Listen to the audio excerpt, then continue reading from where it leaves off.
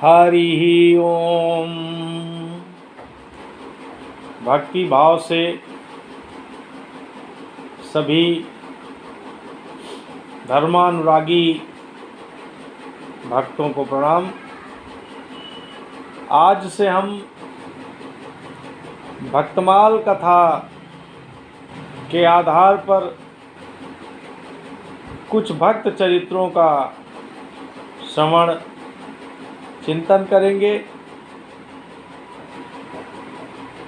उनके कार्यों को किस तरह से भगवान की प्राप्ति के लिए उन्होंने अपने तन मन धन को समर्पित किया और भगवान को प्राप्त किया। ध्येयं सदा परिभवकभीष्टदोहम् तीर्थास्पदं शिवविरञ्चनुतं शरण्यं भृत्यार्तिहतप्रणतपालभवादिपोतं वन्दे महापुरुष ते चरणारविन्दम्। भक्ति भक्त भगवंत गुरु चतुर्नाम बपुए तिनके पद बंदन किए नासहि विघ्न अनेक। हरि ओम। आज हम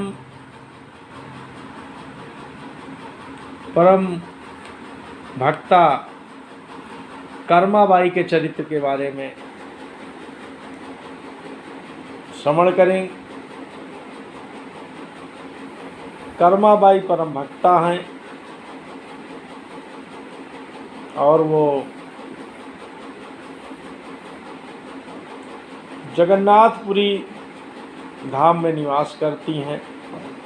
जगन्नाथ जी से उनका वात्सल्य प्रेम। जगन्नाथ जी भी प्रेम के वशीभूत होकर नित्य प्रत उनके हाथ की बनी हुई खिचड़ी खाने के लिए उनके यहाँ आते।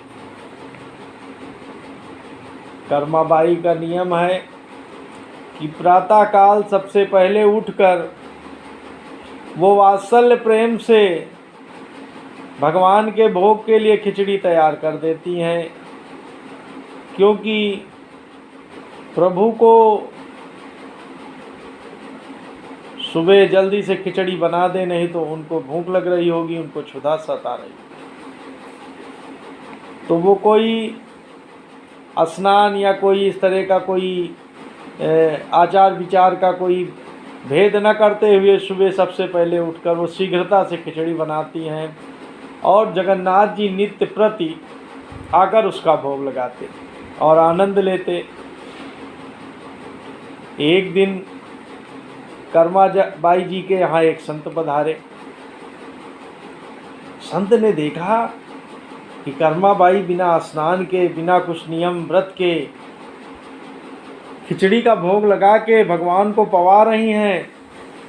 तो उनको लगा कि ये तो आचार विचार और वैदिक पद्धति से बहुत ही गलत है।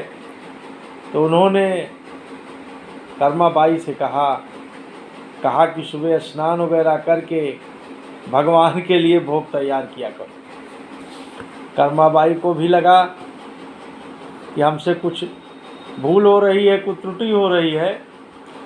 तो उन्होंने दूसरे दिन स्नान आदि के कर्मों में काफ़ी समय लगा दिया और खिचड़ी का भोग लगने में, खिचड़ी बनने में, तैयार होने में थोड़ा सा समय लग गया। तो भगवान को भी भूख सताई, क्षुधा सताई और जब खिचड़ी बन के तैयार हुई तो प्रभु ने उसका भोग लगाया। प्रभु इधर खिचड़ी का भोग लगा ही रहे थे, उधर से सेवायात उनके भक्त, उनके पुजारी ने मंदिर की घंटी बजा दिया। वहाँ पर पुजारी ने वहाँ पर पुजारी ने जो है भी भोग लगा दिया, 56 भोग लगा दिया वहाँ। अब भगवान इधर खिचड़ी खाए हुए थे, तो मुंह नहीं धुल पाए कि प्रभु को भागकर वहाँ जाना पड़ा।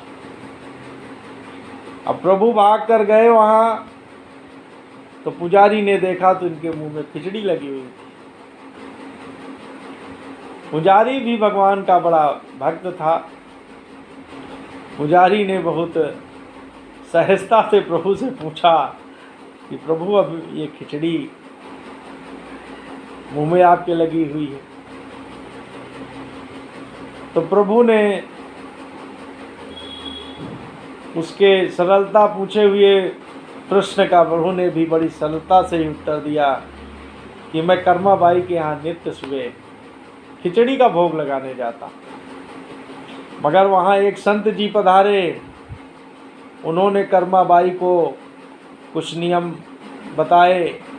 उस नियम को करने में उनको देर हो गई और हमको क्षुधा भी कुछ सताई, तो हम खिचड़ी का भोग तब तक लगा ही रहे थे कि इधर से आपके घंटी बज गई, तो हमको झूठे मुँह ही आना पड़ा। तो पुजारी ने उस संत जी को जाकर प्रभु की ये सब बात बताई। तो संत जी दौड़े दौड़े गए कर्मा बाई से। उन्होंने कहा कि देवी, हमसे बड़ी भूल हुई। अब आप जिस तरह से भगवान को भोग लगा रही थी, उसी तरह से आप भगवान को भोग लगावें और आनंद लें।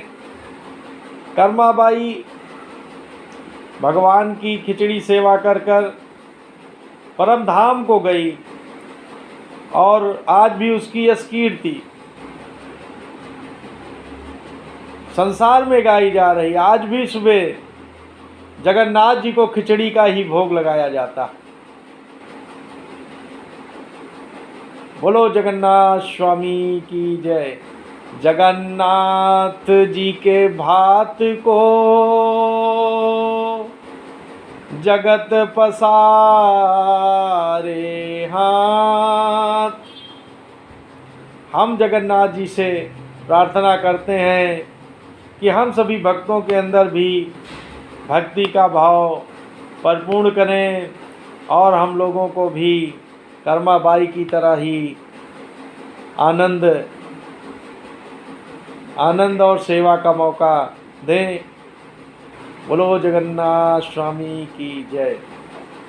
आप हमारे भक्तमाल कहानी क्रम से जुड़ना चाहते हैं तो आप हमारे इस चैनल राधा गृहस्थ भक्त धाम से जुड़कर भक्तमाल की कहानियों का आनंद प्राप्त कर सकते हैं।